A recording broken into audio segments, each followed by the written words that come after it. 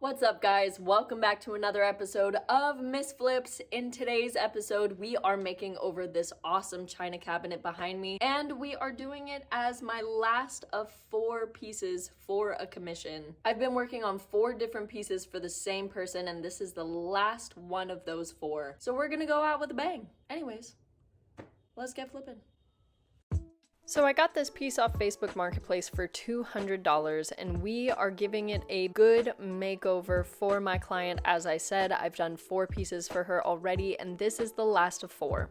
This hutch is made by the brand Broyhill, and if this video teaches you anything, it's that brands don't matter. This thing is quite literally made out of particle board, and I'm pretty sure that none of the veneer on here is real. Definitely the burl wood isn't real, and the triangular shapes on the bottom, not real. The only real piece of wood on this entire thing is the frames that go around the doors and the drawers.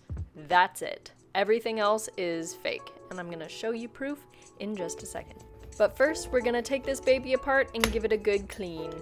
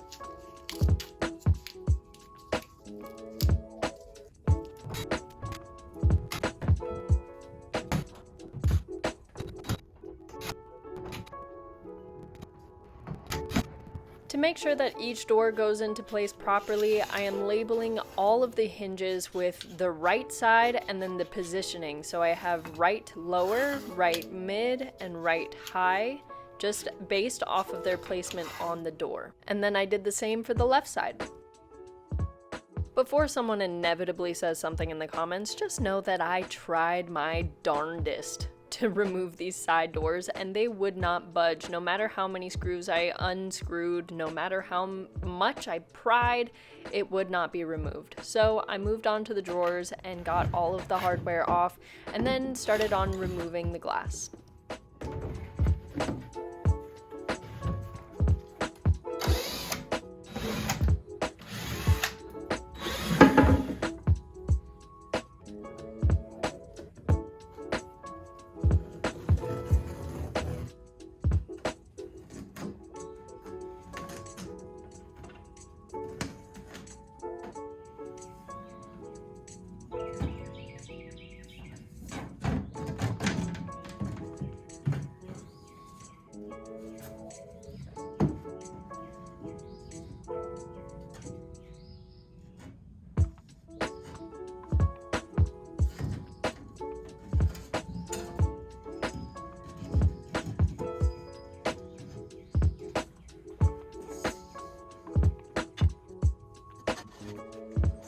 Words cannot express how amazing this hydraulic little cart is. It is so great, and it allows me to work when I'm home alone, by myself, lifting heavy objects around my workshop. It is amazing. If you would like to try it out, there is a link in the description below, so make sure to check it out.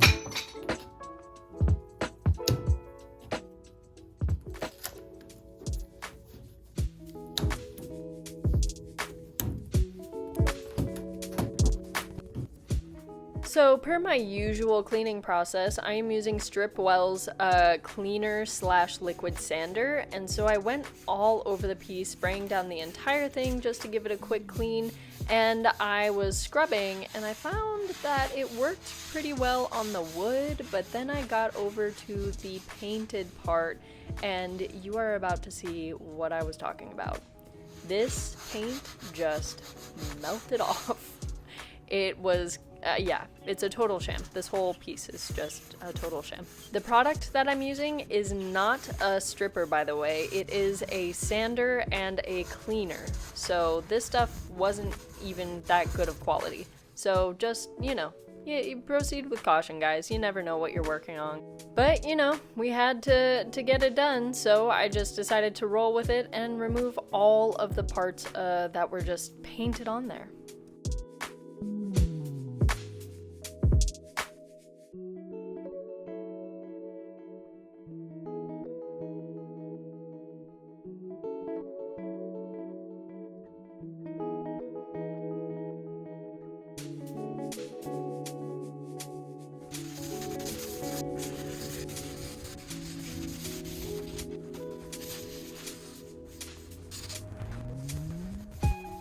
Luckily, this piece barely had any damage except for this one spot right here, so I went in with Quickwood and blended it all together and then plopped it on the corner.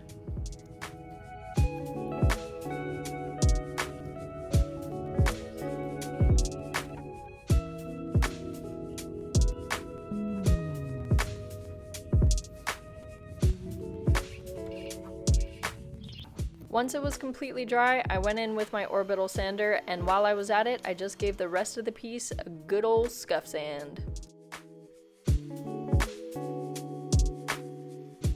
Unfortunately, this piece came from a smoker's home, so it did have quite the odor, so I went in with an odor-killing primer. That way, when I send it off to my client, I know that it won't be stinking up her whole room or anything like that.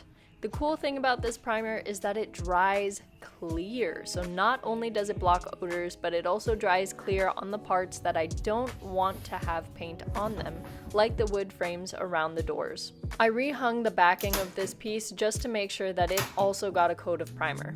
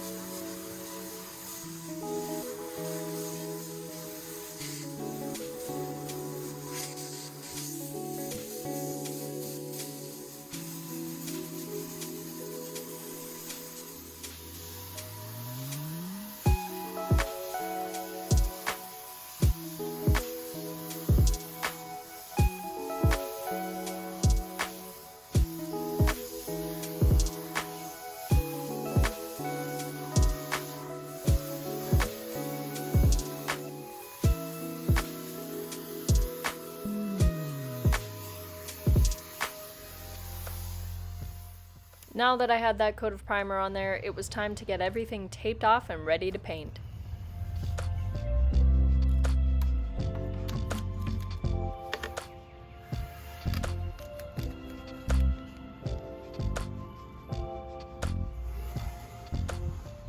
My client gave me the specific numbers that she wanted for her paint colors, so I headed over to Home Depot to get them mixed. However, the colors turned out looking a lot different than they did in the pictures on the phone, but luckily her room is a little on the darker side that this cabinet is going in, so these colors are going to appear much more subdued and a lot darker and moodier when they get into that room. So I think it actually worked out for the best, because I think if we were to go with the darker colors that she originally wanted, it would have looked black within that room.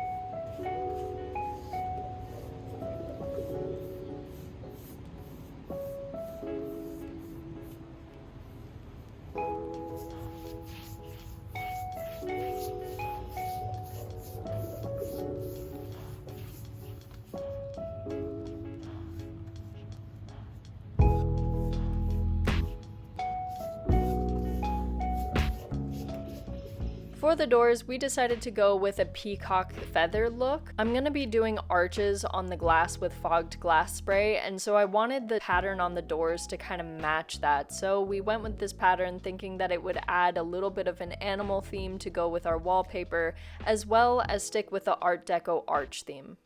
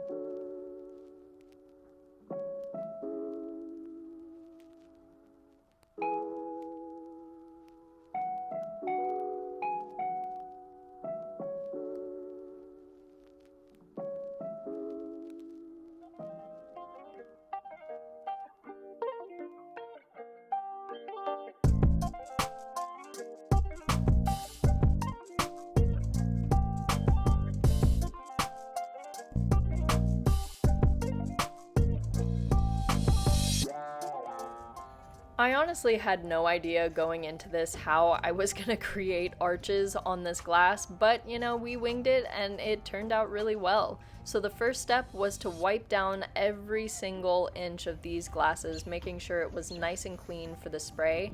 And then I taped all of the pieces together so that way they wouldn't move around or shift and ruin the pattern in any way.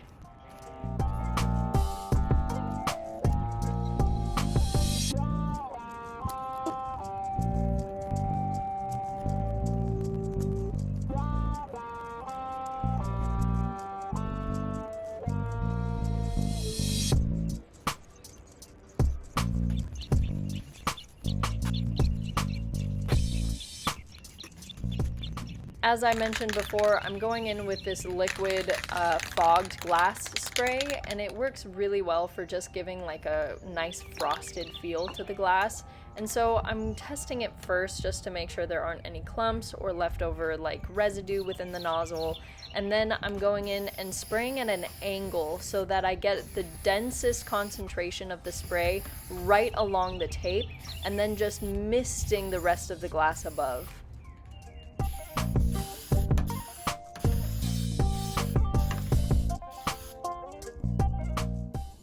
I honestly have no idea how I pulled this off. I had never done anything like this on glass before, and it was really, really cool the way that it turned out. I'm super stoked with it, but I'm not gonna lie, it took me a couple tries, so if you try this, be patient. Love yourself.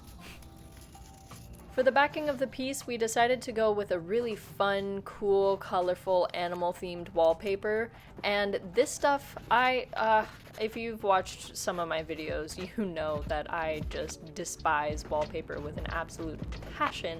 But we eventually got it done, so that's all that should matter, right? Anyways. Before removing this tape, I knew that a lot of paint had pooled in between these corners here, and so I went in with an X-Acto knife to make sure that I didn't pull any of the paint up with the tape.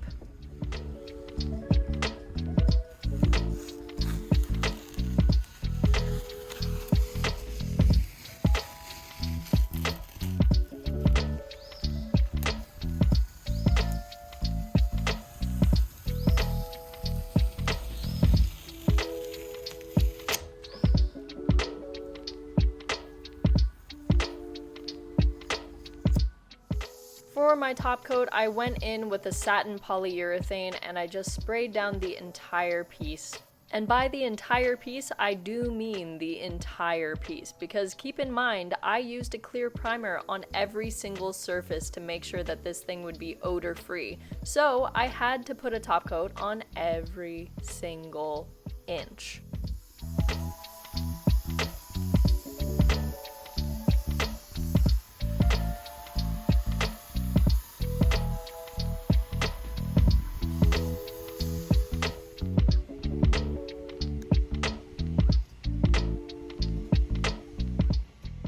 I thought that putting these little rubber holder things into place was going to be a lot harder than it was, but it absolutely was not. It was so easy, so simple. You just line them up and press them in and they're good to go.